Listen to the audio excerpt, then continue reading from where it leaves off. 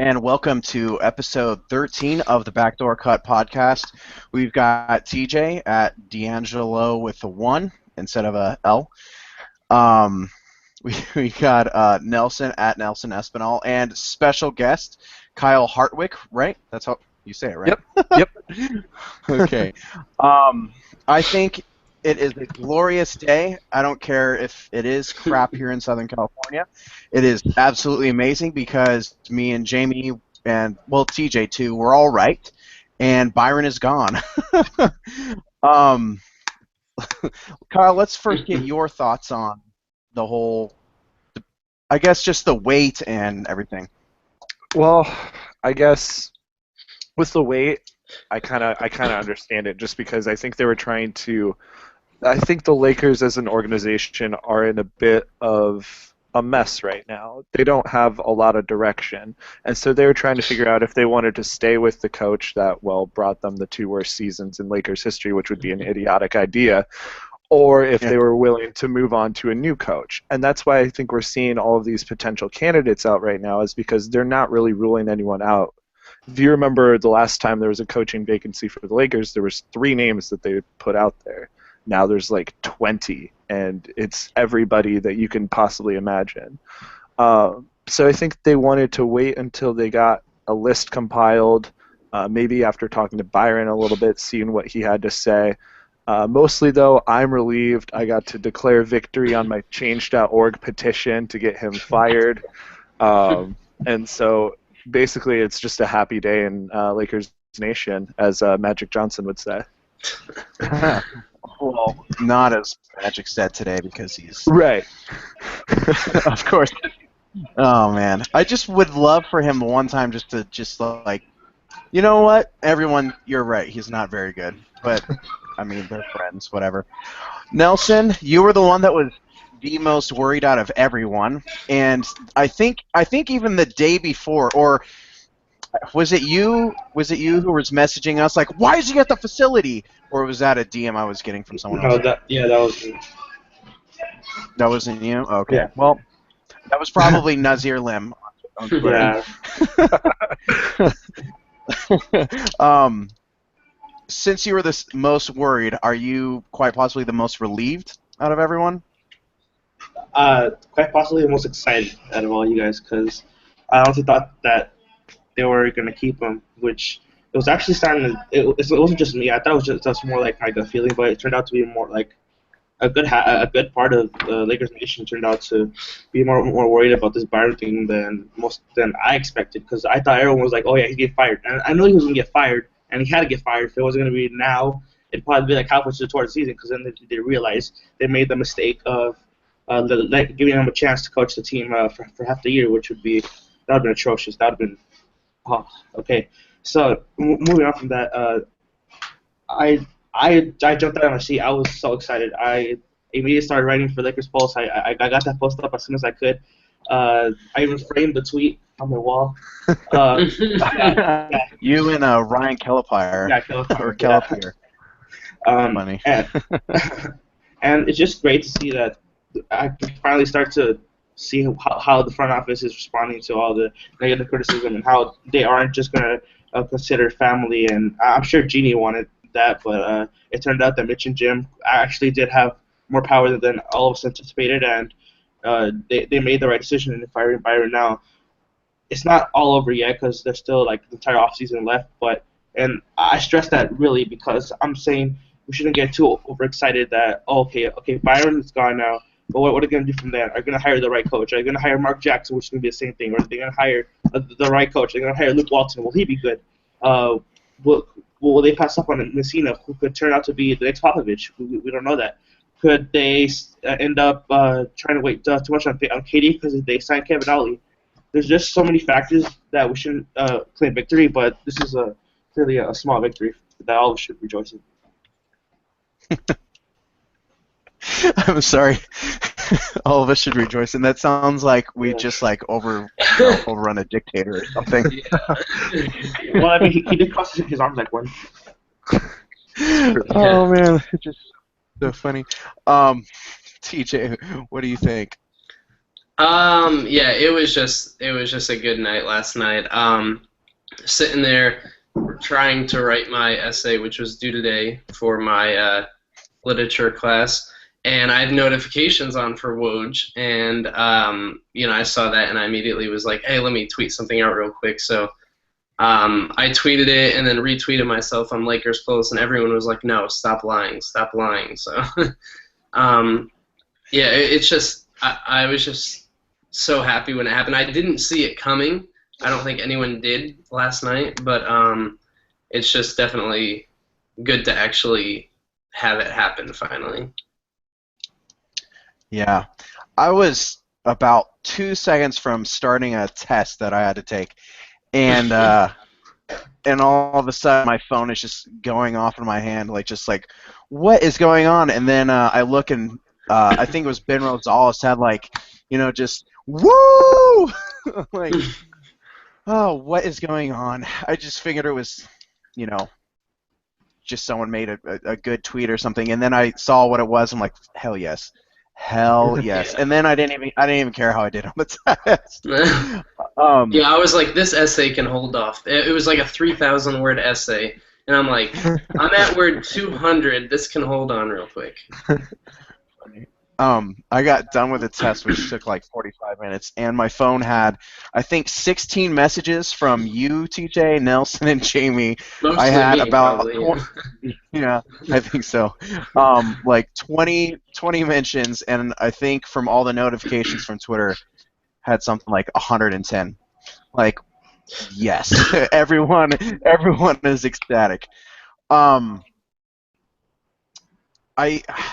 just so happy that he's gone. I walked into the house because I was taking my test here in the garage, and I had just this giant grin on my mother-in-law who's been staying with us. She was like, "Did you do good on the test?" I was like, "I don't know, but Byron's gone. I don't care." Nothing else mattered last night. No, seriously. And then of course, by the time the test I was done, all the candidates came out, and Kyle, you brought up how they have a giant list of candidates. Do you think I've seen, I don't know how many, maybe like 10 to 12, maybe even more candidates. Do you think that's overkill, or do you think it should be limited? I think it's great, honestly. Like I said last time, they had 3 candidates they were considering from, and none of them really pop out looking back at it now. I think there's plenty of good candidates, and they're not just looking at coaches who have had previous head coach experience. They're looking at, young college coaches, young assistants, obviously like Luke, and then Ettore Messina. And I think it's just really refreshing to see that they're going to give somebody new a chance, and it could be a step in the right direction for this franchise, going away from the whole LA mentality and going towards, well, we want to finally get back to our basketball winning ways and not pitch, entertainment in the free agencies. Go in with a plan and say, this is your coach, these are your young guys. Let's do it. Let's go. And so I think it's really refreshing, and I suppose it all depends on draft lottery and what goes on with that and who we end up with. But I think I'm really excited, and there's only a couple coaches that I've seen where I would be like, I don't really want Byron 2.0, but nothing can really be worse than what Byron did. So it's all just it all just feels really good right now, and I'm really happy with every name that I've seen. I'm like, yeah, that's better than Byron. So, yeah. Who would you consider the Byron 2.0s? My first thought is Mark Jackson, of course. Mark Jackson, yep. That's kind of a no-brainer. Yeah. I have a really unpopular opinion about who I don't want as our next head coach. It's in a lot of people's top 5s, but I don't really want Kevin Ali to be the next head coach. I think that there's a lot better options out there than him. And it's not that I wouldn't welcome him in with open arms after the fiasco of the last 2 seasons, but I would definitely rather have Ettore Messina, Luke Walton, even Jeff Hornacek is probably in my top 5. David agree. Blatt. I would say even Randy Whitman, of all people, and there's just so many names out there to consider. I don't want to get caught up on a UConn coach who wants personnel control. Oh, I know that one just came out today. Well, obviously Ollie was kind of mentioned back when Byron was hired because that was right after UConn won the championship, NCAA championship. But he never really got a real look because, of course, he wasn't going to leave then. He had just won. Whitman scares the crap out of me. Yeah. That's one guy I don't want. But I mean, I guess under it's not Byron, But Yeah. I do a guy that he's not brought up a lot, or he's always the afterthought, is Jeff Hornacek. How you brought him up, and I think it was Anthony Irwin on the Silver Screen and Roll podcast brought up how he has experience with the 2-point guard system where we'd have D'Lo and Jordan Clarkson. So I think that would be a good fit. Who would scare you a lot, Nelson? Obviously, Mark Jackson. We know that one. Yeah. I think Jeff Van Gundy would scare me a lot. That'd be. I have that unpopular opinion too. Definitely, I think I got questions several times in text messages and on Twitter about that one.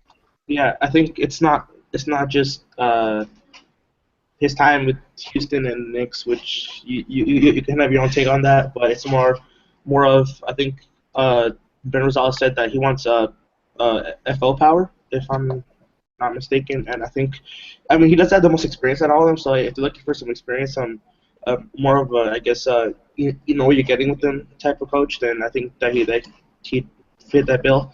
But I think with the Lakers being here right now, it's somebody young from college. I think I take Ali. I mean, not saying that it'd be the best option for the Lakers, but I'm saying, even Calipari. I mean, I'd take him over Service-Time and Gundy, even though without the front office, obviously. I've seen. Do you guys follow? I think it's Juicy Logan on Twitter. He's a big Kentucky fan.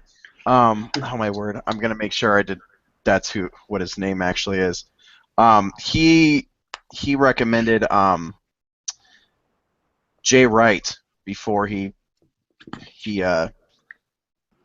said Calipari. I think kind of along the same lines. Calipari is a really good recruiter. I have no idea if he's a great coach. There's a lot of questions with that one. Who would you not like, TJ? I agree with Nelson. I have never been a Jeff Van Gundy fan or Van Gundy family for that part. Mark Jackson, obviously. Those are the big two that stand out. I don't mind Kevin Ollie, but obviously we're trying to go for the Messina and Walton, one of those two, hopefully. There's not really, outside of Van Gundy and Mark Jackson, there's not really anyone who I don't want. It's at Juice Logan Allen. Sorry about that. Yeah, I'm along the same lines. I don't want Mark Jackson anywhere near L.A. Derek Fisher threw his name out there in the coaching character. That too. That's the nightmare situation is Derek Fisher for me. Yeah. I mean, he was starting to get it in New York before Phil decided that, the triangle was the only way to go. It would not be a good hire, though. I think he should be an assistant somewhere for a while before then. Derek Fisher, Mark Jackson. I'm not a huge Stan Van Gundy fan, like I said. I wouldn't really want Calipari. There's probably a few more, but because the list now apparently is so long. Nelson, let's first go with you on who exactly are your top candidates. I think my number one candidate is Messina, because I'm still not 100% on Team Luke, even though I wrote that in my post, which I don't know why I did that. But I think it'd probably be Messina, Walton in there for sure. I haven't thought this up through. There's so many good options, honestly. I mean, I was really on Team Brooks. I think if he was still available, I think he'd be one of the top candidates for sure. Oh no, he already signed. Yeah. I think Jeff Hornacek. I think that's a sleeper name that teams aren't paying attention to, and I think that us Lakers fans aren't paying attention to. I think that he got a pretty bad rap about how things ended in Phoenix, and I think that shouldn't be considered into. I think that Lakers should consider more scheme and what the coach adds to the team instead of past experiences. Even though that should also be considered, but I think the primary objective would be like how they develop the players and how they add to the offensive defense system that was not that did not exist when Byron was coach. Yeah, that defense with Byron. Oh man, the defensive-minded head What coach. defense? Kyle, let's go with your. Give me your top. Let's go with top 5. You threw a whole bunch of names out there, so let's go with your top 5 guys in order. Let's go with that. So, tied for number 1 because I can't decide between them are Luke and Messina. I would say number 3 because, top 5, whatever. I would go with Hornacek. I would throw David Blatt out there because he hasn't been mentioned on this podcast at all yet, which is kind of remarkable. Yeah, he's a very underrated coach that everyone just with the whole Cleveland situation, they don't even think about anymore. Right. And I'm going to throw a name that I think I've been the only one who's thrown out yet, and Becky Hammond. I think that would be found that one interesting. That would be extremely interesting, and I would be very happy with that as a hire. I think it would be great PR for the Lakers, obviously, after the shit storm of the past 2 years. They need PR, and they need it badly. And I think she would do great. I think she would do great with the young guys. She would do, I don't know. I feel like she would do a good job. That remains to be seen, but she's kind of the dark horse. Yeah, she did coach the San Antonio Spurs D-League team, and they won. I mean, obviously that doesn't mean much, but I mean, from everything that I've ever read about her, is that I agree with Kyle. I don't know if I would have her at 4, but it's a very interesting name. Yeah. I think that the Lakers. Sorry. I think that the Lakers should go for more of a bit more of a proven commodity. I think they can't really afford to take that many risks anymore. I think they really need to play safe with the rookies, and I think that that's why Walton makes so much sense because he got that experience coaching the Warriors, and now he came back, and then now he's an assistant again. So now he's learning even more, and he's prepared to become a coach. So I think that's what really makes Walton so appealing. And also, if Philly decides to promote D'Antoni to head coach, I think Brett Brown deserves to be the number 1 on our head coaching list for sure. Absolutely. Yeah. Real quick, who was your 5th option? Sorry about that. Oh, Becky was my 5th. So it was Walton, Messina, Hornacek, David Blatt, and then Hammond. Yeah. All right, my bad. TJ, who do you 3 to 5, whoever you're. I don't know that much about their coaching styles or anything, but the whole year I've said I think it'd be a good idea to go young as a coach, like look what Brad Stevens is doing in Boston. And with that said, I think Luke is probably number 1 on my list. And then Messina, number 2. Obviously, I think he's the top 2 options for the Lakers right now. And 3, a guy who just we started talking about, yesterday or today, Kevin Ollie. I think I really like him, and what I think I've read things about him that he's good with young guys, and I know he does want to take over the personnel, and I don't know that much about him, but he's won a couple times over there at Kentucky so far. You mean UConn? Or that's what I meant. Sorry. Yeah. Sure. I was thinking about Calipari. Of course. if I had to go my top 5, it'd probably look a lot like Kyle's. Of one, I think mine is Luke. 2, Messina.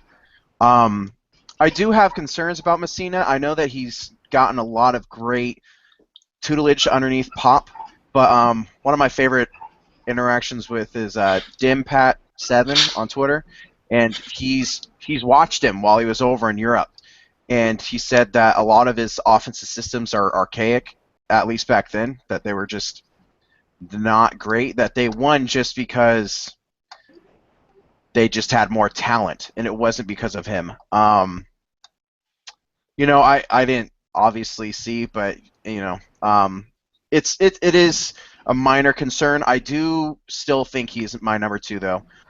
3 would probably be Ollie or Hornacek. I really like Hornacek. We even talked about him right after he was fired on the podcast. I don't remember anything about his defensive schemes, but he just, that first year he turned them from, Phoenix looked like they were going to be terrible, like not even 20 wins, and what they won, they almost made it. Did they make it to playoffs, or that was a couple years ago now? Him, then Blatt, definitely. I agree with Kyle on that one for sure. Fifth, if I was gonna go like on a reach, it might be like Ime Udoka from San Antonio as well. He was supposedly the guy that lured LaMarcus Aldridge there.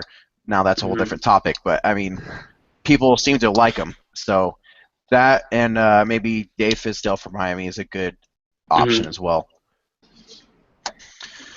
All right, so with Byron gone and having a lot of really good candidates, how do you guys think this will start to actually affect the team? We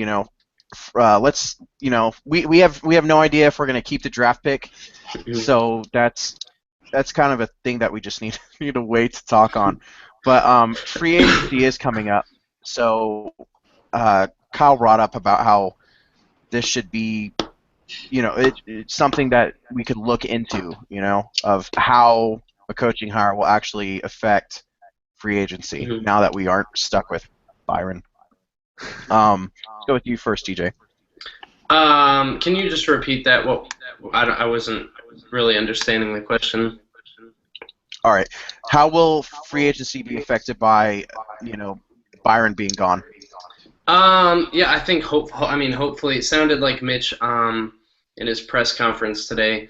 It sounded like he wants a coach like soon before free agency. So I'm not sure. He was talking how, within 2 weeks.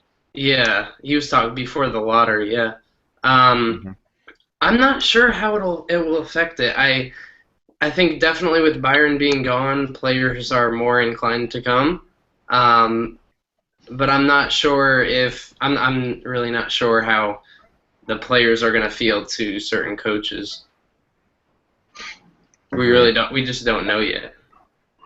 Yeah. Nelson? I think I'm not sure. Yeah, like what he just said, I'm not sure if he'll play a major role, but I think it will be enough for free agents to say that we are trying to improve, and I think they're going to need clarification on the much bigger issue regarding the whole managerial of the team. I think it's going to be, is the window really realistic, the one that Jeannie and Mitch have set for when Jim will be fired if he doesn't reach the Western Conference Finals, I think that they said. And I think if fans realize that that's not the goal and that they're trying to build it in 2 to 3 years instead of trying to rush the job and try to trade for DeMarcus Cousins, I think that might help out the much younger free agents. But if they are realistic about the window and that's a goal that they're truly trying to aim, I think free agents like Al Horford and DeMar DeRozan might be even more interested in trying to come in. Agreed. Well, did you say? Wait, did you sneak DeMar DeRozan in by me? Yeah, I did. Did you really? You really just did that. You agreed to it. You thought. No. All right, I tried. I tried. Kick No. him. Where's the mute button? I need the mute button on here. Oh, I found it. I can hide from broadcast. Yep. I can eject you. That's great. Oh, No DeMar DeRozan talk coming to LA on this podcast. I'm kidding, but I'm not. So what about Magic Johnson for our coach? Would that be worse than Byron? Yes. 175% yes. Oh gosh. He tweeted something today. It sounded like he was Byron's lover or something. I'm gonna pull it up. I am gonna pull that up. All right, It's so worth noting. what if wait, oh, Sorry. That's right. Probably a good decision. Greetings, Jamie. He ends though you every exclamation. He ends every tweet with an exclamation point. Does he seriously? It's so funny. So far, for what I've seen, yeah, he does. I know in my heart that Byron Scott will be back coaching in the NBA soon because he is a great coach. Yeah. I feel bad for my friend and former teammate, Byron Scott, after the Lakers decided to not retain his services. Did you guys get fooled by the Magic Tweets account when it first went live? I know I did. Because I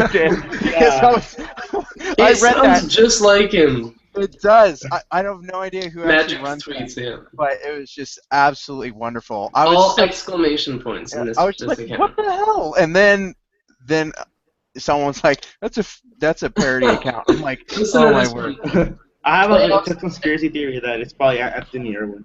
I'm 95% convinced it's Anthony Irwin. Hey, listen to this one. Playoffs Nation. The Mavericks have been eliminated by the Thunder because the Thunder won 4 out of the 5 games. I could just see him typing that. My word. Sorry, real quick, a name that we forgot. Obviously, Nelson brought up Brett Brown, who I think would probably be on most of our lists. Another one who someone brought up, I think it was Ryan Suarez, Dave Yeager from Memphis. Yeah. I doubt he is fired. I mean, there was talk about it early in the season, but he just seems like he's too good to be fired right now. Yeah. Especially when, he has 14, what was it? He played 28 people this season. He's not going to get fired off of the performance they had this year. That was just a lot of bad luck. They still made it to the playoffs. And what? Were they the 6th seed? Yeah, they almost fell out of it. They were 7th seed. Because they faced the Spurs. What's your opinion, Kyle, on free agency other than DeMar DeRozan? No, I'm just playing. You could talk about it. So I'll start with DeMar DeRozan just to get it out of the way. I don't think we should, because I've seen a lot of people on Twitter who've been judging him off of his playoff appearances. Clay. And get out of here! I've been saying no to DeRozan for months now. Oh, I know. I've been saying no to DeRozan for months. True. I just follow a lot of Lakers people, and I've seen a lot of hate just based off of his, playoff struggles. And I don't think that's fair. I think they should look at the rest of his season. And I would agree with you, Clayton. He's not my primary choice in any sense of the word primary.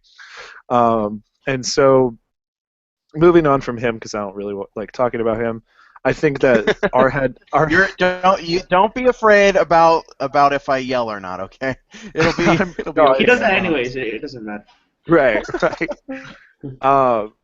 I think the weight of Byron off of the organization is going to help a ton in free agency, but it's not going to help a lot until we fill the position that Byron left. Mm-hmm. As most of you probably know, I called Byron the vacancy for most of the season. Now that we finally have the vacancy, it makes it so much better.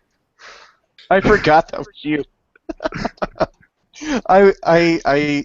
I think for a week I referred to Byron as the vacancy as well because I saw you do it. It was I laughed so hard when I saw you because the original tweet was like, "I am not referring to him as Byron Scott anymore. It's strictly the vacancy for now." It got And too whenever he confusing would be for people. it was too funny.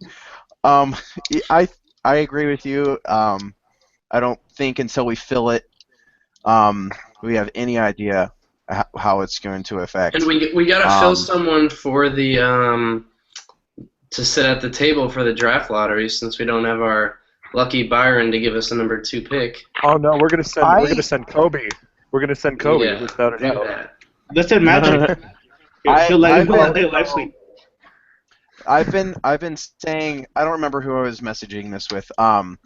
We should send Artest. I don't call him Meta if you haven't heard. Call him Ron. We should send call him Ron.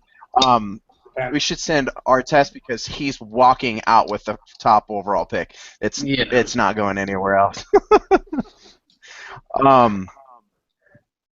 Well, since we did bring up, you brought up DeRozan slightly. Obviously, you said no, but are there any other guys that you would target specifically, Kyle? Batum. He's always been my guy. Yeah. Since the start. I keep hearing Harrison Barnes. I'm like, I keep hearing Hassan Whiteside. I'm like, And I hear Batum. I'm like, that's good. That's a good choice, Yeah. people. Don't spend all your time and money on a pitch for Durant. It's a pipe dream. It's not going to happen. I agree. I just want But a reasonable free you'll agent. get yelled at. I know. I just want a reasonable free agent, and of course, it all depends on who we draft too. If we end up getting to draft, Mm-hmm. Okay. because if it's So, Kyle, Yeah. what would you do at the center spot then? If you say that Whiteside isn't a primary target, then where do you go from that spot? I'll make a joke real quick and say we should re-sign Roy Hibbert, and I'll make another joke and be like, why not just free Tarek completely and start him? But probably is the best option to sign Hassan Whiteside. I don't want to just focus him because I don't think he's the best center, but I also think the center position is kind of going away as the traditional center. But you see, Karl Anthony Towns is already top 3 center, in my opinion. True. And the dude's a rookie, and it just shows you okay, well, there's not a lot of true centers anymore who are out there doing their thing and succeeding at it. I agree. Whiteside still scares the crap out of me after all the crap in Miami, and of course he was out of the league for a few years. But I think he brings exactly what we need. He need an actual shot blocker, athleticism at the 5, and he is a great role man for D'Angelo. So, but yeah, me and Jamie, if he was on here, would probably be like, yeah, we were for the first 7 episodes, do not sign him. Don't even think about it. What would you do? Say Whiteside goes. I say he could go to the Rockets or Dallas. What would you do? Would you go after a guy like Yamahimi, or would you make a trade, or I wouldn't make a trade because I think that would involve giving up one of our young guys, and I like the core that we have. The only trade I would even consider would be somehow getting Nerlens Noel out of Philly, but that's not going to happen without giving up Clarkson and probably Nance. And something else, yeah. Yeah, and so it makes sense to go after a free agent like Hassan Whiteside, but like you said, if he goes somewhere else, I think it's worth a shot to give Mahimi a go. But we have a lot to play with, and we just got to pick and choose where we got to spend our money. Agreed. I've been on the Nerlens Noel train for a while, and even though I know a lot of people want to give up Clarkson, I would give up Clarkson, and then I would probably try and just, instead of Nance, I would probably go for our second round pick. See if they would fall for that. um, I have Hickey's not really there anymore. really I have really really low opinions of Al Horford. who's the guy that took over? No, no, All the Colangelos. Yeah, the Colangelos. There we go. I have really low opinions of them. Especially what is the son's name? Is it Brian? Brian. Yeah. Especially his time in Toronto. That was just. I know that they had a few drafts that were good, but yeah, I mean, taking Bargnani #1 and a few other. I mean, he had the Landry Field signing. I think he signed Villanueva to a ridiculous deal. No, it wasn't Villanueva. It was Turkoglu, I think. Yeah, that was it. I think that they need guard help. So I've been saying, I have no idea what Clarkson's going to be. His defense is so far away from being a starter on a really good team. Yeah. I don't know how many times I've brought up Nerlens for JC on the podcast, and people are probably sick and tired of hearing it, especially Nelson and TJ. No, I agree with it, so I don't mind reiterating it multiple times. Yeah. But the kind of annoying part is that Clayton actually believes it's going to happen. Oh no, I don't think it's gonna happen. I would love for it to happen, but it's not gonna happen. Ryan Flores, real quick on Twitter, says, gotta look at Dantas, Monteunis, and Miles Plumlee. I can see Plumlee. I'm not huge on Dantas because his back scares the crap out of me. And that is a major concern because of it literally ruined the deal to him to Detroit. So what are your opinions on those guys, Kyle? Yeah, they kind of scare me, like you said. It ruined that Detroit deal, and that's kind of the scariest thing is the trade fell through. And yeah, I was like half listening. I was scrolling through Twitter. Who was the other guy you said? I'm sorry. Miles Plumlee.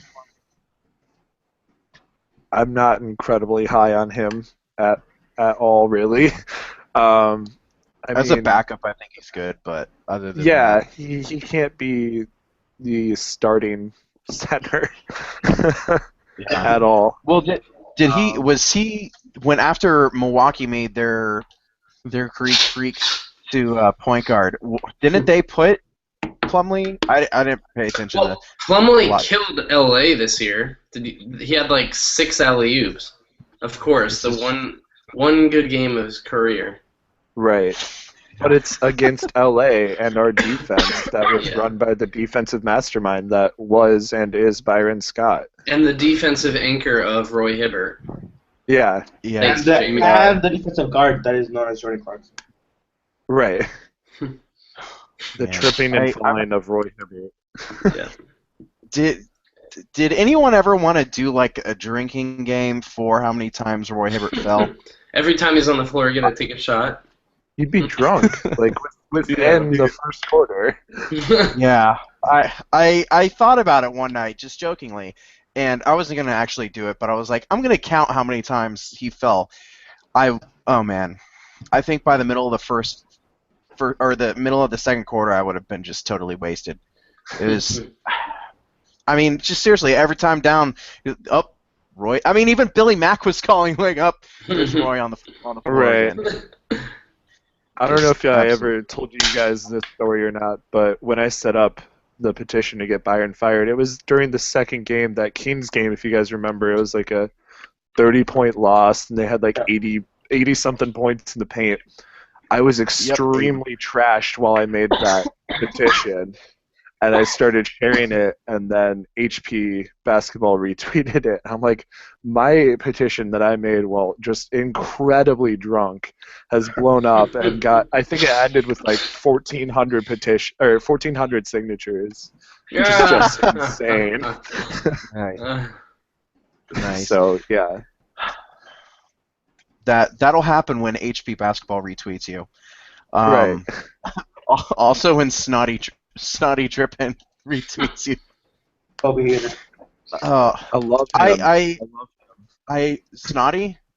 Well, Yeah. James. Yeah, no, I Yeah. actually really like James. I listened to his podcast before the start of last year. Um, he's a really good follow. He's ridiculously funny. Um, we obviously it's been has it seriously been almost 2 weeks now since the last Kobe game. I don't want to be that podcast that is just like Kobe, Kobe, Kobe. Obviously, we pretty much we bagged on him a lot this year, but it's something that last game I've just found really interesting at how people's reactions to it. Some people were just like, "Oh, it doesn't matter," because it was his last game, so who cares if he shot 50 shots? Others are like, "This is just awesome." I was Mhm. jumping up and down my living room. So, Kyle, what was that experience for you? So my buddy Colton Parcher, he's at CJPMA. If you guys follow him, I think I do. we were down at his house. He has this really nice garage. Has like 6 TVs. Every TV had Kobe's last game on it, and we were just watching, having a good time. And he has, I think it was like maybe approaching 30 points. We're like, okay, he could get 40 in his last game. Awesome. Mhm. That's great. And then he just keeps going and going and going, and you just get all these like just flashbacks to previous times where he was just on the roll and getting everything going for the offense, and it was kind of magical. And I can't say that I had dry eyes the entire night. It was a little dusty in the garage. Yeah. Um, Especially after some of those commercials they aired. I hadn't seen those yet, and Yeah, my so allergies were kicking in, man. yeah, yeah, TJ was um, crying for like the previous 2 days. and it was just weird for me because as you guys know, I haven't been a lifelong Lakers fan. I just started rooting for this team about a year and a half ago. And so I didn't necessarily grow up with Kobe like you guys did, but I still felt like part of me was leaving because I have never known the NBA without Kobe Bryant. I'm 21 years old. He played 20 seasons. That's my entire life, unless Yeah. I was comprehensively watching basketball when I was 6 months old. Then I have never seen a game without Kobe. And so it was just a really surreal moment, and to see him go out with 60 points, maybe not the best shooting percentage, but to go out with 60 points, it was nice. It was a really good feeling. Yeah. Talk about you had that piece over at Lakers Outsiders about how you did become a fan during the the worst time in franchise history. How I read it, but can you talk about that a little bit? That Yeah, was the absolutely. worst journalism talk ever. Don't ever end a question like that. Sorry. Go So ahead. thanks for the plug. So I wrote how I became a fan of the team, and really what it came down to is I made a bet with Colton. I said it was something stupid, like we were trying to see how long we could grow out our beards or something. I was like, all right, so the first person to shave their beard will do something. He's like, well, if you shave first, I want you to be a Lakers fan. I was like, okay. I was like, if you shave first, I want you to be a Cleveland Indians fan. He's like, all right, let's do this. And we shook hands, and I lost. And so, there's terms there. But then I grew to really like the team, and it was before the draft lottery. I was just really excited, like, oh man, are they going to keep the pick or is it going to go to Philly? We kept the pick. I was like, awesome. Now let's see what we can do here. And the entire weeks leading up to the draft, I was like, they're going to take Russell. I just know it. They're going to take Russell. It's going to be awesome. I'm going to love this team. Colton's like, no, no, no. They're taking Okafor. He's the clear choice. He's the solid pick. He's going to be good for us in the long run. And then second pick is announced, D'Angelo Russell, and Colton looks over at me. He's like, welcome to the Lakers fanhood. And a couple months later, I started writing for Lakers Outsiders, and I've been hooked ever since. So here I am. Nice. I thought that was a pretty good piece because you're from Illinois, correct? Yep. I'm not from SoCal, or I've never even been that far west before. So it's kind of unique that I root for two LA teams. Wait, who's the other LA team? The Canes. Really? Huh. Yeah. There's Interesting. a cool story behind that too, but we won't go into that unless you want to. Oh, no. We talk a whole bunch of crap on here. So. Okay. So Colton's always been a lifelong Lakers fan, and it was, I think, 2011. We're like, well, neither of us are really into hockey, so let's get into hockey. Who do you want to root for? He's like, well, I'm already an LA fan, so let's root for the LA Canes. It's like, all right, that sounds cool. So we started rooting for the Canes, and they played the entire season, and they get the 8th seed in the playoffs. And we're like, oh, okay, it'll be fun to watch their playoff games. They'll probably be gone in this first round. And they win the series in 5 games against Vancouver. We're like, okay, pretty cool. They sweep the Blues. All right, even better.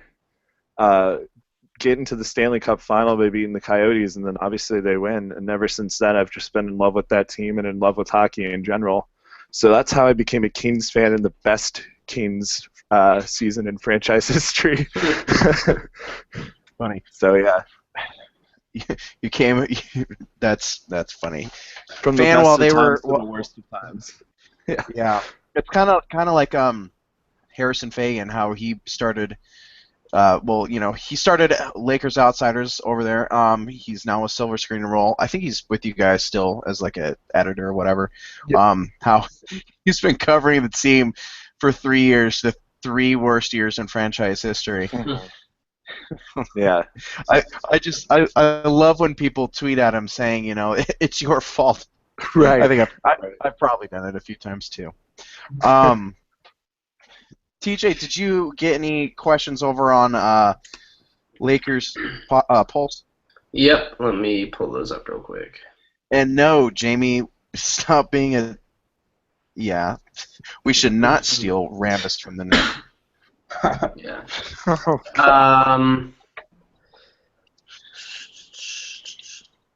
Let's see. I know that Kyle got a question from someone. Why do birds always get attracted to you? Yeah, what the hell, KD? What is that's got to be a quote. That's got to be a song lyric. Why do birds suddenly appear every time you are near? I'm googling that real quick. We got that burger one. In and Out, Okay, fine. Five Guys, or Whataburger. In and out. In and out. It's not even a question. No. Not even a question. Well, I've we never don't heard have that. In and Out here, so Yeah. Exactly. Yeah. maybe you could ship me some, or I could call for delivery. I'm just gonna say this: that get the fuck out of here with that fucking Five Guys. Oh. Five Guys has nice Oh, fries, though. So. I've had both. I'm not impressed with Five Guys. Hot take. We got a question on Instagram. Victor Charles, real quick, commented, I became a fan in 2013. Ever since then, the LA Kings? LAK? I'm going to assume with that, too. Okay, Instagram question? Do we see Nick Young getting traded in the offseason? Stretched. Provisions. Right? I say stretch, too. They've been trying to deal him for like 2 years now. Yeah, since they signed him. Yeah. And sorry, go ahead. No, you go. Another one, obviously, this is going to be hard to answer without a coach and the draft and free agency, but what seed will the Lakers make next season? It's too hard to answer. I've got no clue. Can they even? I don't see them being able to sneak into the AC. Do you guys? No. I was gonna say 11th seed. So. Yeah, I mean that's. I'm just going like the absolute like highest they could. I was thinking more of 10th. I think it's easier just to go off a record. Mm-hmm. So like you said, TJ, easier to discuss with a coaching question. Yeah, we'll talk about this in 2 months. Maybe it'll be easier. Right. Yeah. Although I do think Um, that when teams are in the rebuilding process, that they tend to improve by 10 to 12 wins. So that should probably be like the margin to where we're going to be next year. yeah, I've said that I think maybe realistically it'd be around 30 next year, so that would be like a 13 win improvement.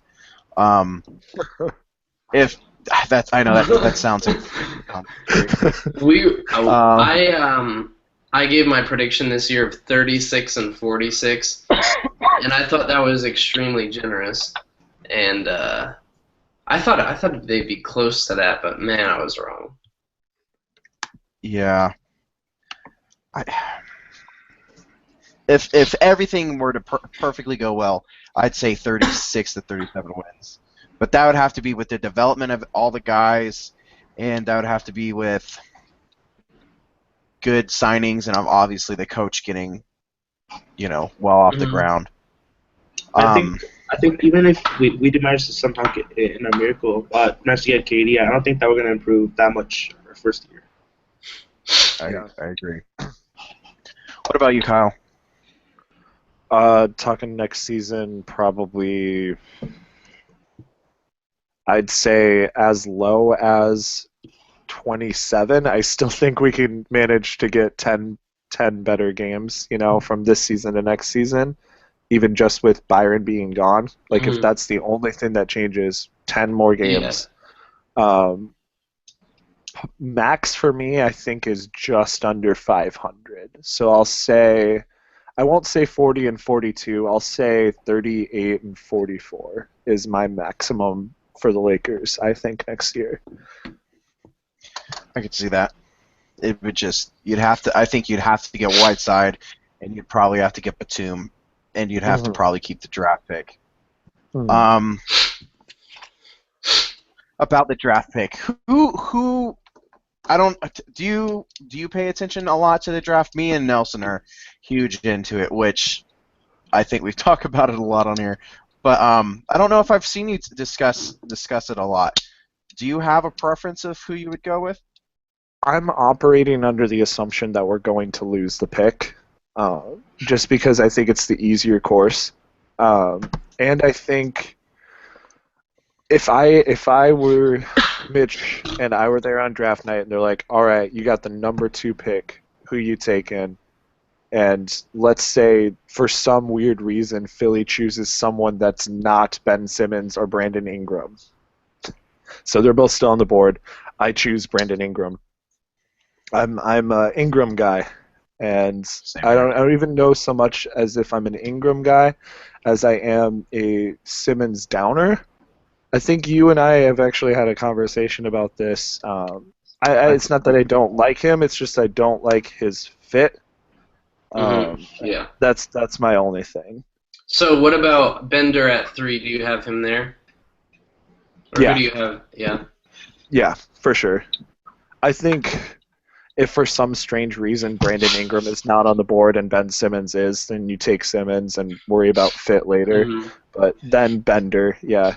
I am also really high on Jaylen Brown, or I have been in the past, but Same here. I haven't seen too much from him recently to say, yeah, he's our next guy. Clayton, that link that you sent our group chat had Jaylen Brown at like 48, I think it was. Oh my word.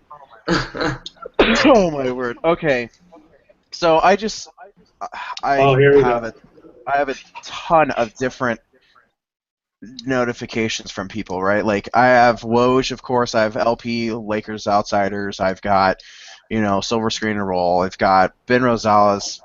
I've got, I think 27 different accounts. Well, one of them is Sam Vecini, and it was right after my test, I think. He says, I don't know if I think it was something along the lines of, I don't know if I'd call that a draft, but I would call it something. And I was like, okay, you got me. There was a fan post on Liberty Ballers, the 76ers SB Nation account, and this guy had the most incredible big board I've ever seen. It left me speechless. Are we talking We're talking Bad? like 3 top 10 guys were in the 40s, and Denzel Washington was 4. Buddy Hield was in the 40s too. Oh my God! Denzel Washington at 4. Like the Denzel actor? Valentine. There were 3 undrafted guys in the top 10. Denzel Valentine. Not the actor Washington. Denzel Washington. That was terrible. Oh my gosh. Did I say Washington? That was. Yeah. Yes, Oh you my did. God, that's the second time I messed up words today. Hey, at least you don't mess up tweet or Yeah, typos as much as I do. at least I don't send All things right, twice. I, Denzel Washington. I can't believe I said that. that's hilarious. I'm not gonna say It's who like it is because midnight here, so. I don't want to like totally bag on the guy, but it was bad. So first off, he said that Ben Simmons is one of the best 3 draft prospects since 2008, and I would be happy to make the argument that he is the best of the bunch. His competition being Karl Anthony Towns and Anthony Davis. That's not true. Number 2 is Brandon Ingram, which the first 2 are fine. I mean, the explanations are a little interesting to say the least. 3, Dragonbender. I just love that name. Like if we got 3, I would love to get him. Just It reminds me of marketing points. Avatar. Like, Reminds me Bryce of Avatar. Johnson. Like he's a dragon bender, the airbender. dude, I've I've never watched that show, and I think kind of backed on by people. Terrible. Then again, terrible. hey, I'm okay. You guys are all a lot younger than I am. Well, not a ton younger, but you said you're 21. I'm 26. I'm ancient. I'm the Anthony Irwin of the Lakers podcast slash Backdoor podcast. We always call him Grandpa, but he's I think under 30 still. So it's like, really? He's not really Grandpa. He's younger than my brother. We've got Jacob Root saying, "Give me Buddy Hield at 3." We're gonna have you on, Jacob, one of these podcasts. I disagree with that. I'm just gonna say that. Where did he say that? It was at me. I'm looking. You know, I'm gonna call him out. For Denzel Valentine, the one that Nelson's gonna hate, Timothy Luwawu. Number 6, Chinanu Anuwaku, the center from Louisville. So at 6, when on Draft Express, I think they have him at like 46. Yeah. Listen to this next one. Bryce Johnson, number 7. I know Bryce Johnson. He's not gonna go that high. Wade Baldwin at 8 is high, but at like earlier in the year he was along those lines. Look at 13. Number 9 is a Frenchman, I think, Isaiah Cornier. Interesting. OG Anunoby. Jacob is probably going to get mad. Oh, yeah, Jacob Yeah. OG. Oh, I don't even. Unobi. I love the guy. I love the tools, but at 10, that's pretty crazy. 11, Chris Dunn. 12, a guy that I don't even know if I've even heard. Dedrick Lawson from Memphis. 13, Karis LeVert from Michigan. That. If you didn't have the injuries, that's still too high. 14. I mean, it just doesn't make sense. I mean, so when was this? Was this posted? Oh, it's a fan post. It is. Never Oh, mind. okay, you found it. Yeah. We got a question from this guy, Jamie Rico 21. He Who's said, that? "Talk about Taco Fall." No. Number 3. No. Okay, he's easily top 3. He's probably better than Bender because he's taller than him. That's what's reasonable. Right. Denzel I Washington. mean, Sean Bradley went what 2 or 3 so. I mean, if Sean Bradley went that high, but I mean, this guy has like Josh Adams, the guard from Wyoming, who I think he would be an awesome like summer league invite. but at 19, no. Just some of the names this guy has. But yeah, okay. Nigel Hayes at 60. At 60. Look at all the Yeah. 40s are kind of crazy. I'm the low man on Nigel Hayes, and that's still too low. I mean, you got Marquise Chris at 38 when he's probably going top 10. Yeah. You have You got Field Tyler at 40.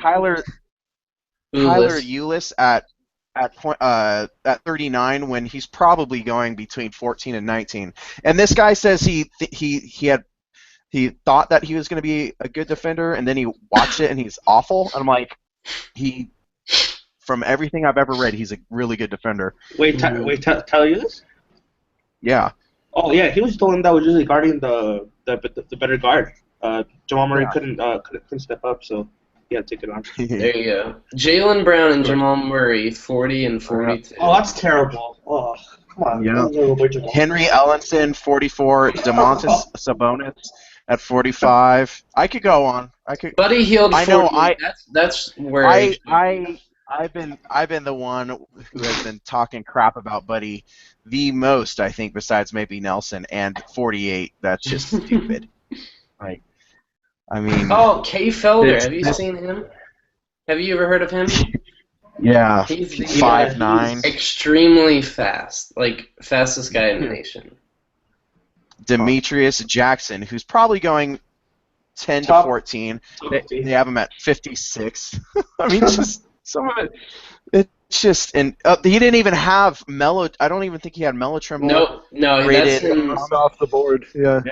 Thomas Bryant, who, even though I'm not a huge fan of, like, what about that? Scal wasn't there either. He said he needed learn to rebound. He says he needs more basketball intelligence. No Diallo. Yeah, that was an interesting one. How did we even bring that up? The draft. That was just ridiculous. Did Jacob? I'm sorry if you're mad at me. Yeah, he's mad at me. I'm sorry. I'm sorry, Jacob.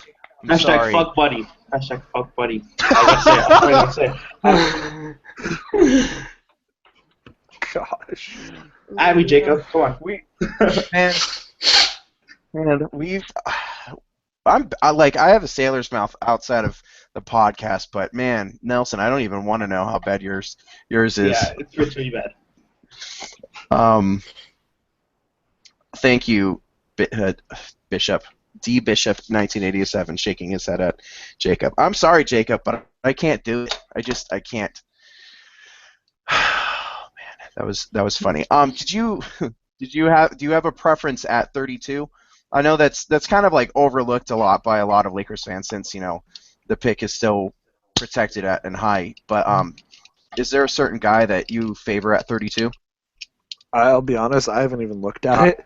So and it's all right because every year we say who do we want to take. Last year we had 27 and 34, and the two guys taken we hadn't talked about at all.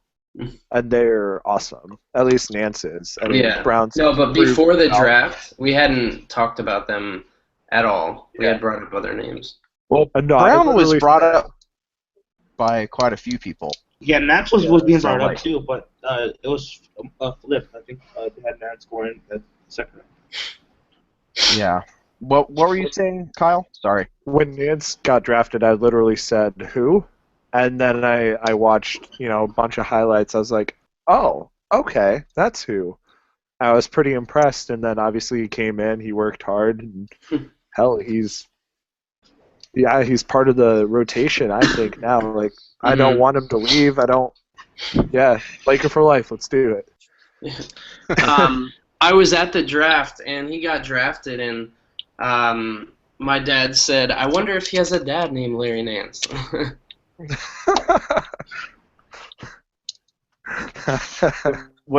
First off, was that kind of like a humble brag right there? What do you mean? You have no idea what a humble brag is. Like, no. I'm the old one. Like, you're killing me, TJ. um, I wonder if he has a father named Larry Nance. Oh boy, that's funny. Well, back to questions. Kyle, you asked before, which retail shops do we think Byron is applied to? I say it can't be the Gap because there's no gap between Arms Crossed. So I don't know. Yeah. I don't know. We're what do you guys think? What's next for him? I actually had a reply to this. Oscar H, if you guys know him, at Laker Oscar, he said, Army Air Force stores as a tank commander. And I think that's that meme, perfect. that picture of him. Yeah. That's perfect.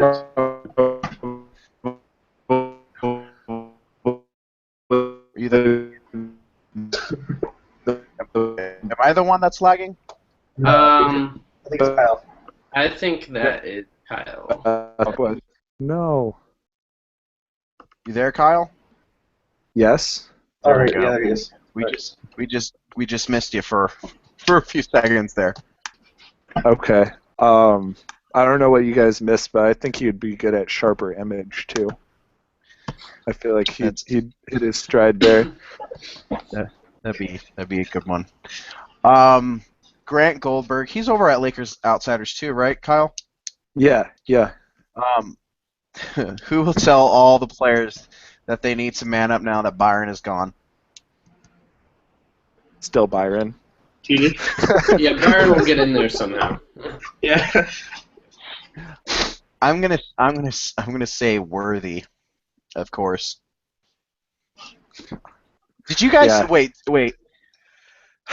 I've talked about how Time Warner Cable Sportsnet needs to have like just a complete gutting of their crew. I'm not even a huge fan of like all their hosts, but some people have been saying, well, Jeter's really good. Did you guys hear him absolutely roast Worthy today? No. What did he do? Oh my word! So Worthy didn't even bother to come into the studio to talk about Byron being fired. I'm gonna see if I can somehow play this through my phone, and He called in, right? yeah, he called in. I'm gonna tell me if you guys can hear this real quick. Barely. Okay, what Jeter okay. He goes on to say is there's been criticism of you, Worthy, about how you talk about Byron, and he ends up calling. He says people call James Worthy soft. I said that Jeter now needs an ownership stake in Time Warner Cable because that was the best. And then of course Worthy stuttered and had no idea how to come back. He's like, well, I've been a friend of Byron since 1979. I'm like, that doesn't mean you can't still call people out.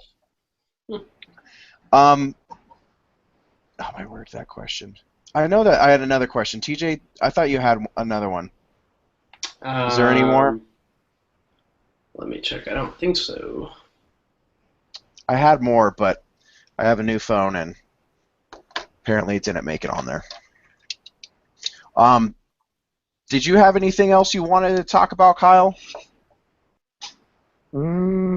Not really. I guess I'm wondering more so, because I didn't watch all of the last podcasts you guys had. Where did the corn versus flour tortilla debate come from? And where do you guys stand on it? Because I'm intrigued now. Flour. Flour. I can't win. We actually, Corn tortillas. We've been over this. I don't know if you can see that. Probably not.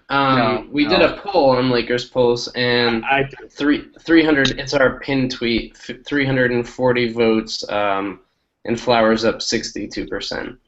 Yeah, I was part of that 62%. Sorry, Nelson. Yeah. We got to talking about food, and I think it was about tacos, and then I said that I prefer flour tortillas because I prefer the taste of it. And they're usually flour tortillas are bigger, and you just make a giant taco. Yeah. While corn tortillas, the corn taste just overpowers Okay, them. now if we're talking tacos, I take corn all day, every day. But if we're doing like, because there's some places around me where we do like the fajitas and whatnot, Yeah. and that's where you do the flour, in my opinion. But tacos, it's corn. Well, So that's Is it tacos though? Because there's this terrible misconception that real tacos are hard shell, and then of course that's corn. But the real tacos, at least here in Southern California, are soft tacos. see, I'm probably a bit more Americanized in northern Illinois, so Yeah. probably don't get that authentic stuff, unfortunately. Nelson, you're El Salvadorian, correct? Yeah. So of course he's gonna go with corn, which is just it's no, you don't do Super that. biased. What? Don't. Okay, so every time I eat food, and then mom either makes corn or flour tortillas, she makes them both because sometimes she just decides to make flour tortillas with soup or something like that. So what I do is I stand up, I go to the refrigerator, and I put tortillas on stove. Because you know why? Because corn tortillas are better than flour tortillas. I just can't imagine like eating a flour tortilla. It's just Jamie said he went to Mexico last summer, and the real tacos were flour. Oh wow! Wow. Jamie, are you being serious? No, he has to be lying. He just mentioned us on Twitter. I have to call out Jamie because he can't come on the podcast, but we can watch the entire thing. Come on, Jamie. Not gonna lie, but. Did you hear all the superhero talk too? Oh no, I heard none of that. Oh my word. Okay, so who is your go-to superheroes or heroes in general? See, okay. I find myself identifying with the villains more often than anything. So like when I watched The Dark Knight, I wasn't like, oh yeah, Christian Bale, Batman, let's do this. I was like, oh yeah, Heath Ledger, destroy some shit, kill some fools, let's go. So I find myself liking the movies like Deadpool because he's kind of like an anti-hero. And then I like Suicide Squad because it's obviously a bunch of villains who are being heroes. I do like Batman. I'm not a big fan of Marvel like everyone else seems to be, and I've actually never seen any of the Avengers, or I've seen the first 2 Iron Man movies, and that's it. And then, yeah. So,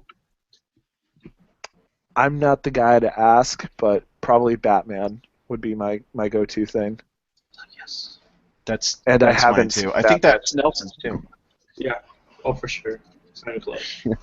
Jamie, though, says that Batman isn't even a superhero, which I can see because he doesn't have any superpowers. But if anyone comes at me with Superman, that fool's an alien. He's not even a superhero. He's just an alien.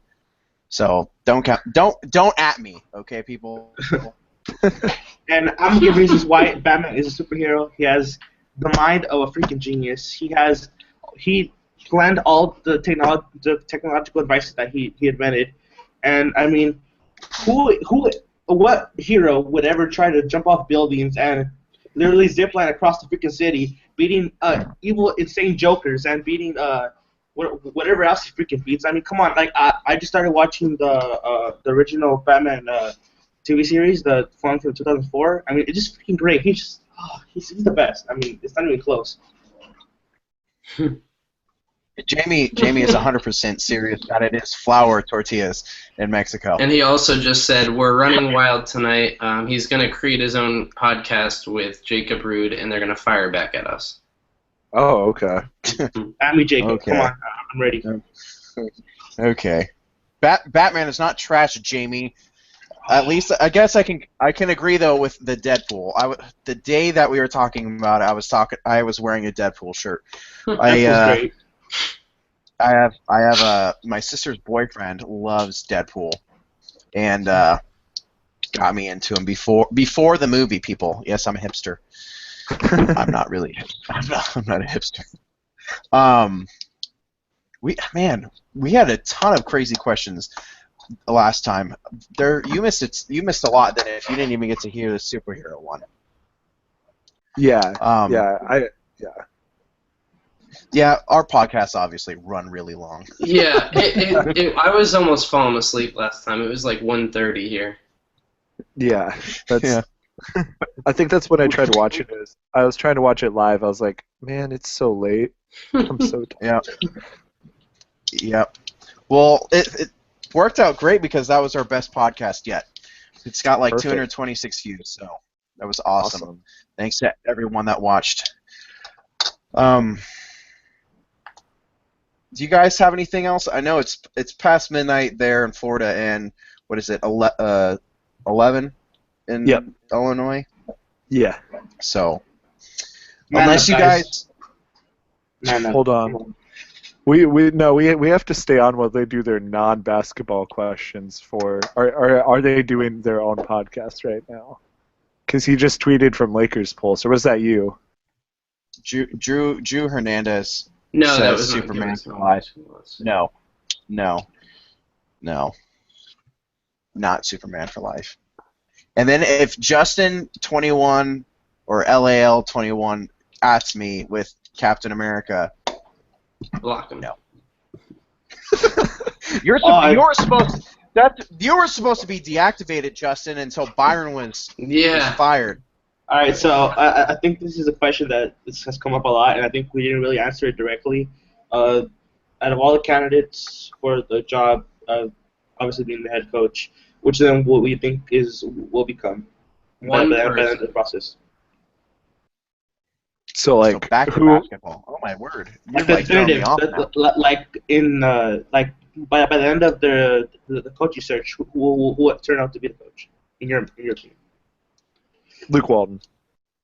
At this point, Yeah, I'll say that too. He's family, and he's had the success at Golden State. He obviously, I think, is interested in the position, and we're very interested in him. He doesn't want personnel control. It's Luke Walton, and I think that's about 90% at this point. And Gary Kester said so in an article today. So yes, he did. Okay. He did. Well, Chris Broussard reporting though, sadly. So True. all of his sources, if his sources and Chris Sheridan's sources fought, would there actually be a fight? Nelson, who do you think they actually hire then? I think they might go with Messina. I think even though you said that there were some concerns, I still think that if they're looking, could be just because of his experience, and I think that all his years under Pop, I think that has more value than the years that Luke had under Curry. Even though he did learn a lot from having Phil, sitting on the bench next to Phil, and learning from Kobe too, like the entire game of basketball. I think that certainly helped him too. But I think at the end of the day, who I think that they'll end up with is Messina. I think what everyone else thinks and who's probably the favorite right now is Walton. So it's going to be interesting to see if Messina can actually pull ahead in front of Walton. Yeah, I keep seeing people, including Ben Rosales, who, as we always say, is one of the best follows. He keeps saying Messina's a dark horse. I don't know if he's really a dark horse. We've all been talking about Messina for months. I say Luke gets the call, but I would not be surprised, and I would be even though I do have concerns about him, I would be very happy with Messina. TJ, you probably said or say Luke, so.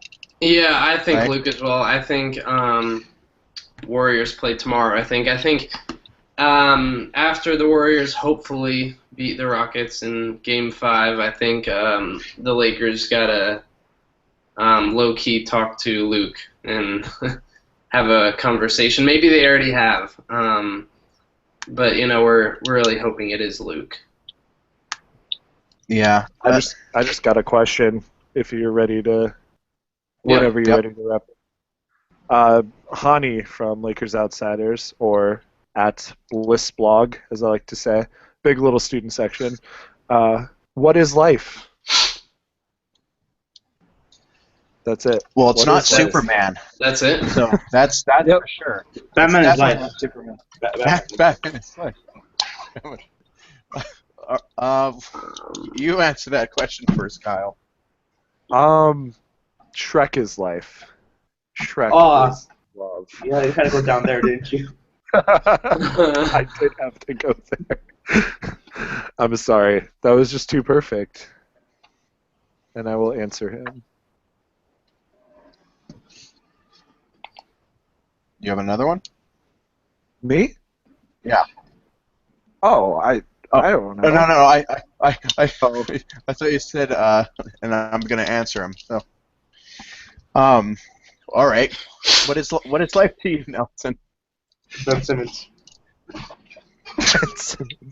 Yeah. And see, this I did is just why for you. I Yeah. this is why I always say you put Ben Simmons number 2, the Lakers will take him in your mock drafts. That is, I'm not even like it's not even really a question anymore. It's just like we all know. Like anyone that watches the podcast knows this. You don't think that Ben Simmons is number 2 on the draft board. You think he's number 1 still. Get out of here with that garbage. I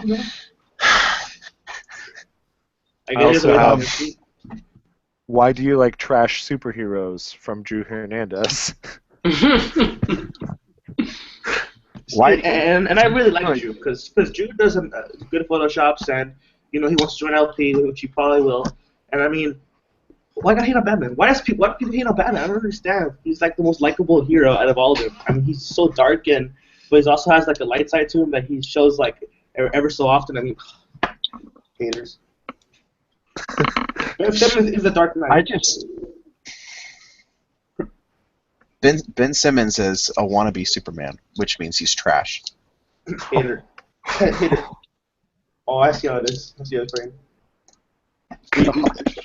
Says the guy that's gonna be wearing the Ben Simmons jersey in 5 years. I mean, it's cool. It's cool. I mean, No.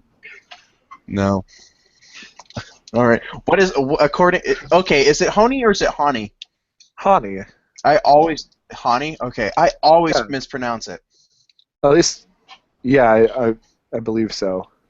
I'm trying to remember. Yeah, that's how Gary says it when he introduces him to the podcast. Yeah. Okay. Because I had to think back to the podcast days of Lakers Outsiders. So. Gotcha. All right. What is life to you, tired TJ? Man, I don't know. I don't really have an answer for that. I don't know how to answer that. It's Too too philosophical late for me. Too late to try to answer that. I don't like philosophy, so I'm just gonna say Yep, same. I'm gonna just say that the Yankees are life. There we go. There you go. That's a good answer. I Well, suppose. I'm surprised you didn't like dog it since you're a Cleveland Indians fan. Oh, we're not enemies. I mean, we're not exactly friends, but like Yeah. in that sense, like I don't hate the Yankees like it seems like a lot of America does. It's either you love them or you hate them, and I'm just like, meh. They're a team. So, yeah. Gotcha. I forgot. One question from Ryan Suarez, if you're still watching.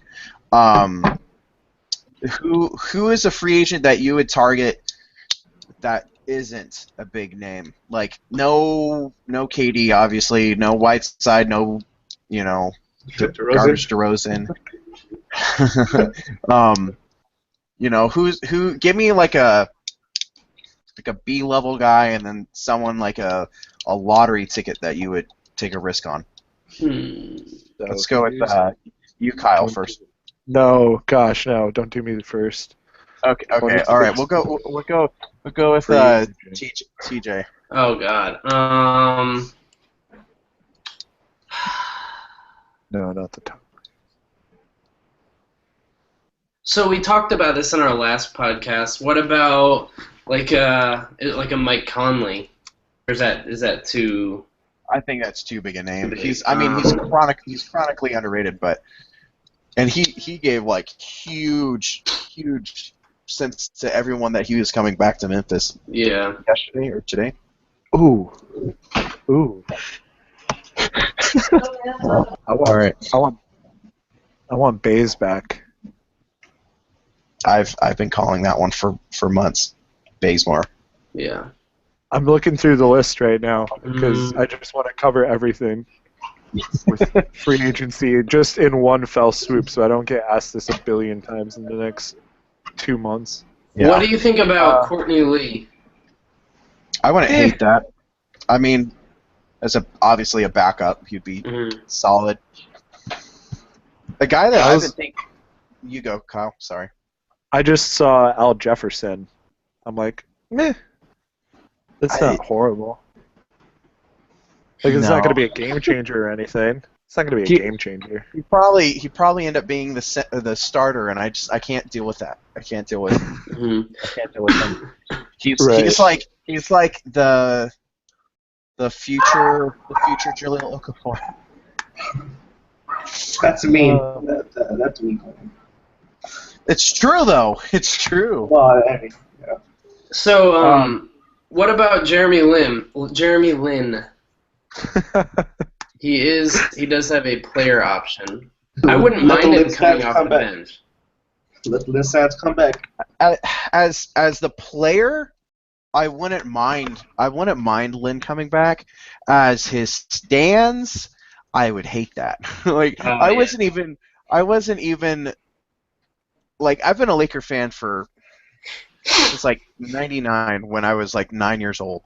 Bandwagon. What? 9 or 19? Oh my.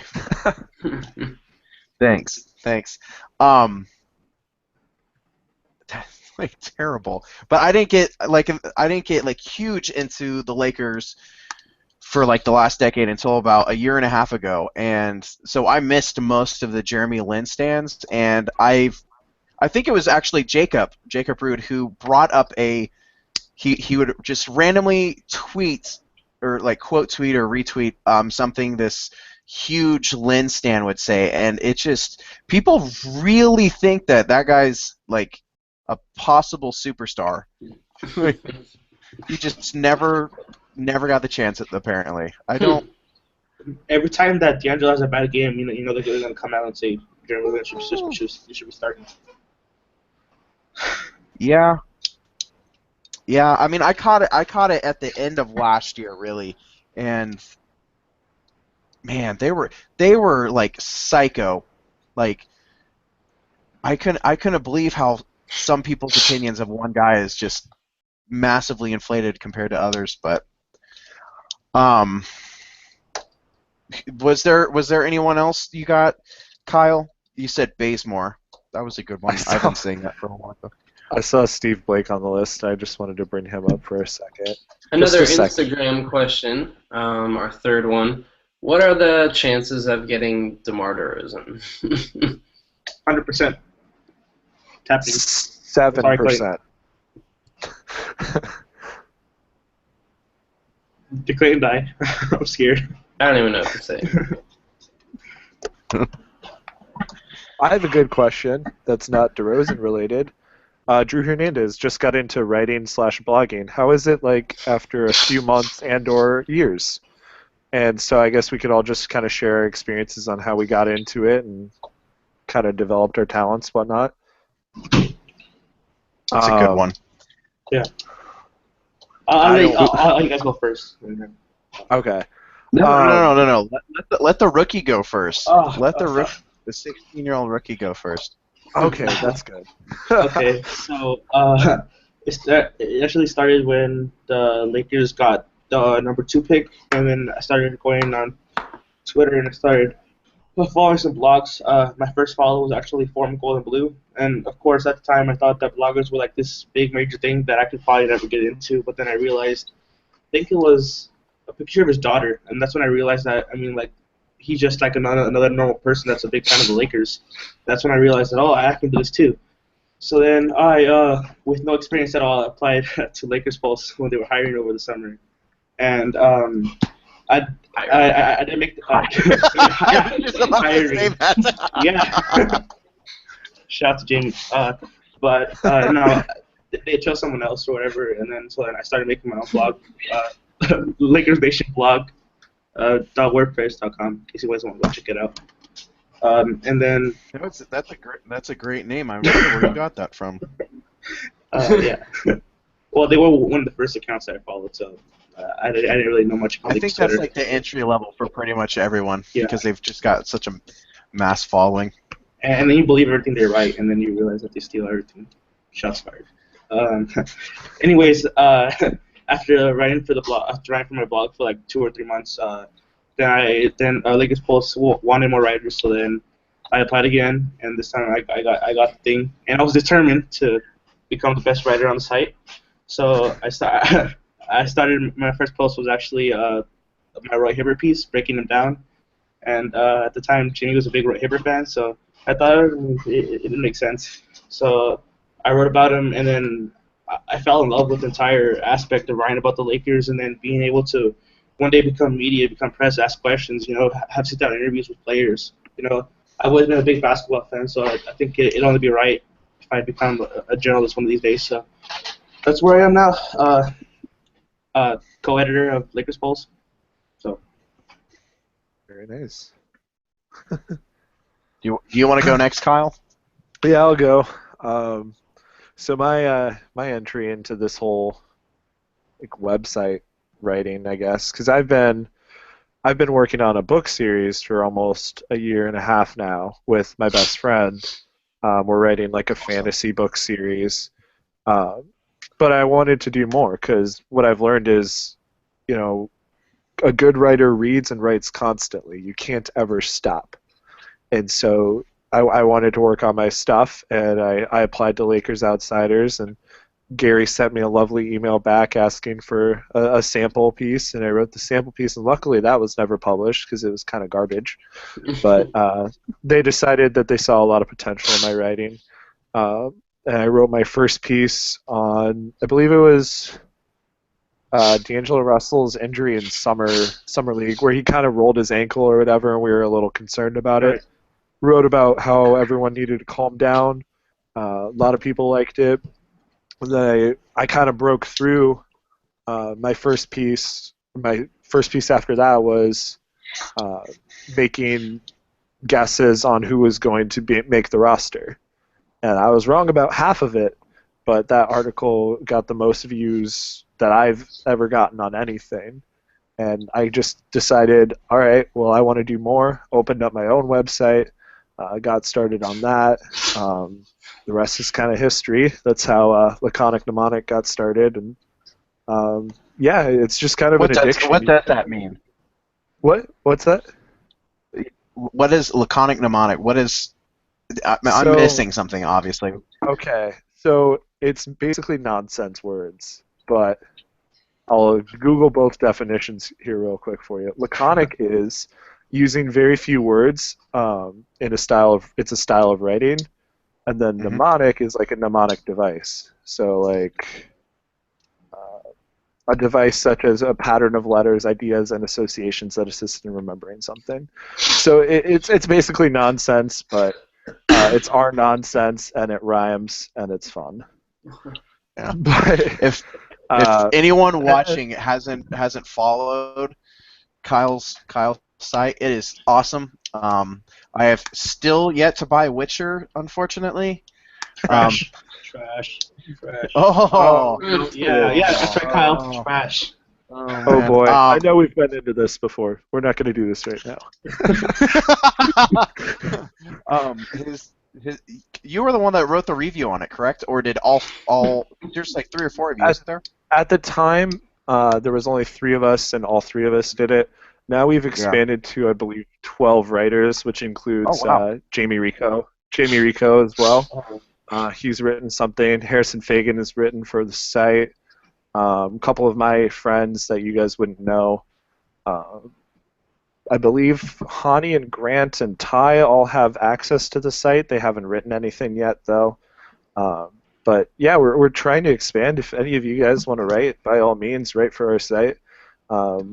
It's I want it to be by the writers for writers in a way, and just kind of expand via word of mouth, kind of a grassroots thing. So if any of you have Yeah. some non-Lakers, non-sports things you want to write, by all means, come to us. Even if it's sports, I don't care.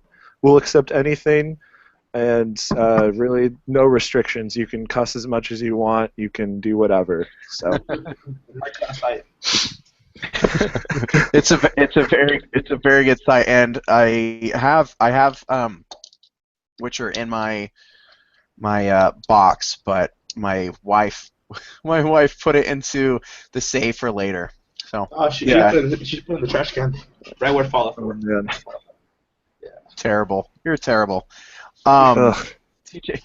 TJ, how about you talk about how you got into it? So a couple years ago, it was probably 4 years ago now, I had just started my own Lakers fan page, I guess you can call it, and Jamie had just started Lakers Pulse. I think he only had like 200 followers at the time, and we were both live tweeting the game from our separate accounts, and I saw Lakers Pulse posted a picture at the Magic game. We both are here in Florida. So it was kind of cool how he was there, I was there, we were both in Orlando, and right after the game, I emailed him just to see if I could join Lakers Pulse with him, and I got rid of my fan page, and we became Lakers Pulse together, and for a while, it was just me and Jamie. We were just doing post-game reviews and just small articles, and then we expanded out, gave Nelson the job on like the third try. Oh, okay, that one hurt. So, Go, yeah, just shout out to Jamie for letting me join the page, and I don't write much, but if you want to follow our Instagram, we're doing pretty good on there, almost at 15,000 followers in under 2 months. So if you want to follow that, it's pretty cool. That's what I do now, just the Instagram, and I wrote something on Kobe right before he retired, and that's the first thing I've written in probably a year or so. That's not all you do, though, traitor. Oh, okay. yeah. And I actually I didn't even think about that. I did send in my Kobe article to Gary from Lakers Outsiders, and now I do have access to write for Lakers Outsiders, so I'm going to start writing things for both sites now. I Even think, though I haven't written in like 2 years or so. right. I think that the relationship between Lakers Pulse and Lakers Outsiders is really nice because I think honestly, including Silver Screen and Roll, two of the best that are out there. Also, Forum Blue and Gold. Mhm. Yeah. Darius is awesome. But now I get called a traitor by Jamie. Oh, yeah, I'm sure. Yeah. Yeah, I'm sure I'll get something for being on today too. But yeah, I mean, I like our little back and forths, and we're all pretty knowledgeable and all really cool guys, and that's why I like the Lakers community. Is we're all intelligent and can hold arguments without getting too involved in and invested in our own emotions with it. So props to you guys for having a great site. I was really pleased to be on, and I don't know. I'm getting all emotional up in here, but yeah, I just really liked this whole environment the past season. It was nice meeting all of you. So Yeah. How you said it was just like just a whole bunch of us. I'm not like with everyone as much. I still like the outsider still, even though I kind of like me and Jamie were the ones that started the podcast with Nelson at first, and then TJ. TJ was second. There you go. Are you happy now, Nelson? Someone finally got back for you. De facto co-host right here. De facto. That it did remind me of just yesterday. I have a really good friend since high school. He's a Celtics fan. Well, he was trying to like get me and Jacob like, like you need to fact check yourself. Like, no. Well, then as me and him were like, no, you really need to like step back. Like 5 other people got into the conversation and just like, what are you talking about? And it just everyone from Lakers Twitter was just like, this is awesome. Yeah. Lakers Twitter is. My wife probably hates it, but it's awesome. Yeah, Not because I gonna mean, lie, like though. you. Yeah. Go ahead, Nelson. Oh, I was gonna say, Lakers Twitter has to be the most hot take full Twitter of all time. Not gonna lie. The most hot takeable? Yeah. At least, yeah, I agree with that Past few on some days, levels. maybe. Yeah, the past seasons. Yeah. Jeremy Lin stands are pretty hot takey. And the people who want Buggy, Yeah. they're still out there. I would say, okay, like close, smart Lakers Twitter that we're talking about, Yeah. I think it's not too bad, but like the general fan base is just a little. The Phil Jackson to LA is a little annoying. Oh gosh. A yeah. little. I posted little? I posted something on the Instagram. Lakers fired Byron Scott last night. I said, who do you what did I say here? Comment who you think should be the Lakers' next head coach. Over 200 comments, and most of them are Phil Jackson. Or Phil Yeah. Jackson or Mark Jackson. It's terrible. Like a couple Luke. Yeah, there was the Lakers Twitter, you know, when they announced that he was gone. Like I was just like, don't ever read the comments. Don't ever read the comments. Back to the question of like how we get started. Obviously I'm a lot older. At least it feels like sometimes. You guys are always making fun of how old I am. In high school, I tore my calf. I was on a road to getting a college scholarship for football, so I ended up having to go to the junior college in the area. Well, 10 days before our first game, I tore my calf again. Well, another year of rehab. I ended up having to quit football because of also I found I have like a minor heart issue. Well, I was just like, I got depressed and I was like, I need to, you know, all I've ever been is an athlete, so I want to stay into it. So I ended up going into sports journalism at Antelope Valley College. That just tells everywhere I'm at.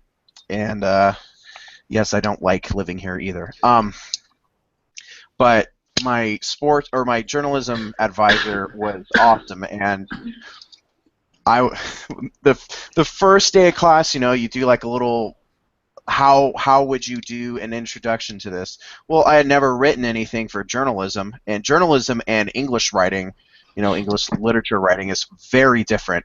And I wrote like a giant paragraph, and he's like, whoever wrote this, don't ever do this. And I was just like, oh, he didn't say who it was, but I was just like, oh man, I suck at this. Well, by the end of the semester, I had the highest grade in the class, and then the following semester is when you could actually join the paper. And then I wrote the most out of like the past 3 or 4 years combined. I had the sports section to myself. I had my own blog going. I did mock drafts. I did, you know, trade deadlines. I did everything. And then I moved down to San Diego, and my journalism advisor down there sucked, and she absolutely killed my passion for writing.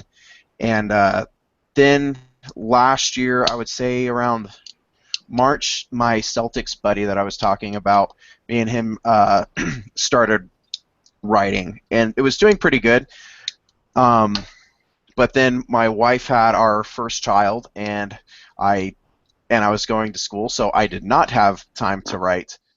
But I did have a lot of time to communicate with others. So then that's how I started getting with everyone. I think like, oh my word, Hani was like one of the Hani. There you go. One of the first guys that were part of Lakers Twitter to start following me, and then I think Ty was close behind him. I think you were shortly behind them too, Kyle. And then I was just like, man, I just really want to do a podcast because everyone else had a podcast, and I didn't have time for writing. So, because if anyone writing, Drew, if you're still listening, even though the pictures that you did send were awesome, Superman still sucks. Writing a really good piece takes forever to do. So I was just like, I'd much rather talk about it with people. And then Jamie DM'd me, and he was like, after I'm done with finals, I'll start doing a podcast with you. And then that's how it all got going. And now I mean, I don't ever write anymore because I still don't have the time. But it's awesome being part of this. Like, even though, like I said, my wife probably hates it. She's been complaining the past few days, especially today because of Byron being gone. Are you guys ever gonna stop celebrating? No. We're not gonna stop celebrating. So.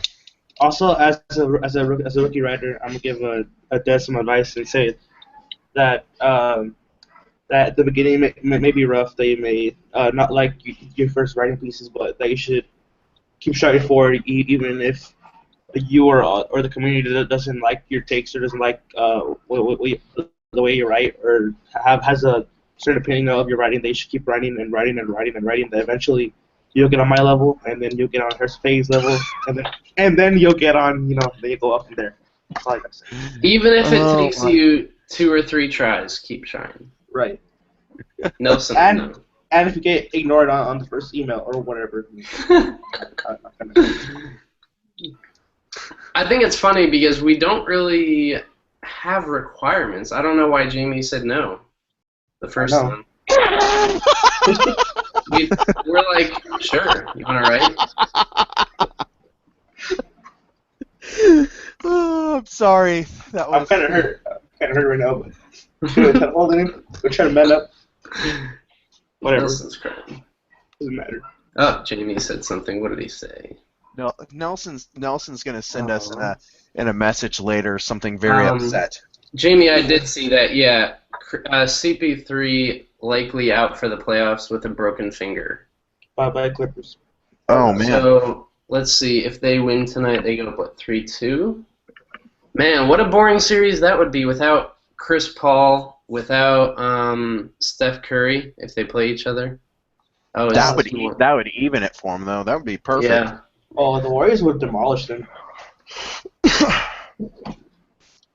I just had a report show up on my sports app. Says that the Lakers have contacted Jeff Van Gundy, who has an interest in their head coaching vacancy, according to Sam Amick. So he said something about Messina today too.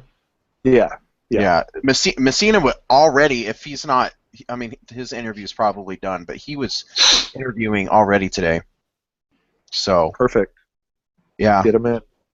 I still don't want Jeff Van Gundy, but it does bring a lot of optimism to us that Mitch said he does want to speed this up and he doesn't want to waste any time. So they're definitely getting buckled down and trying to find someone.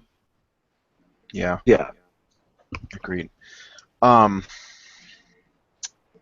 Jamie, of course, had another thing. Jamie, your profile picture, man. Oh my god, I saw that. I was like, this is the leader of Lakers Pulse. and apparently Blake Griffin reheard a squad. So it's DeAndre versus everyone. And that Blake Griffin's back on the bench and he's fine. I did just get a notification. Okay. All right. Crazy. I don't say that I've never said this on the podcast, but if anyone who ends up watching this goes that far, and Drew, if you're still watching, if you ever want someone to like edit your stuff and you can't get a hold of someone, I've got no problem doing it. Just let me know. I was doing that the journalism classes, and you had to use AP and everything, so I know all that stuff. That would be one heck of a series with no Steph Curry and no CP3. Although I do think that without CP3, that the Blazers are going to end up winning the series. That's just me though. Maybe what is it at right now? 2-1. 2-1. Blazers are up in the fourth by like 5 or 6. Yeah, it's 2-2. So there's still a chance that Clippers could go up 3-1. Yep. All Man, right. what a year for the Blazers that would be. We were all thinking they were going to be terrible this year. That's what happens when you have at least one star. Well, he actually wasn't even an all-star, so. Poor True. Jamie. All right. Well, you guys got anything left? I don't want to keep you guys up too much later. I know it's late there. I got some Rocket League to play, so. Oh, look at you! I have not played that yet.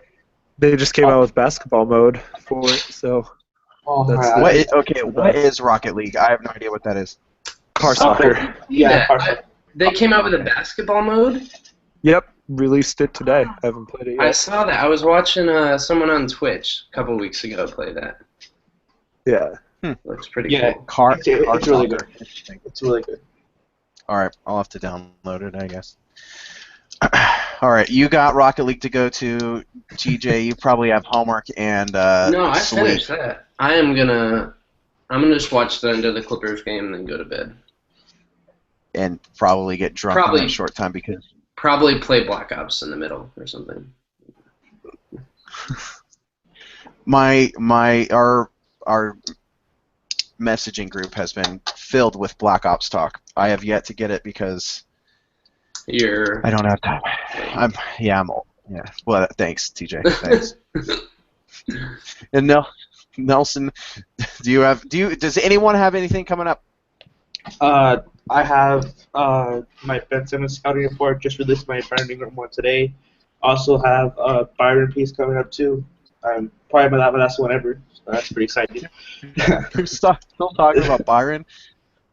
I mean, oh man, he was like one of the best coaches in all time. All right.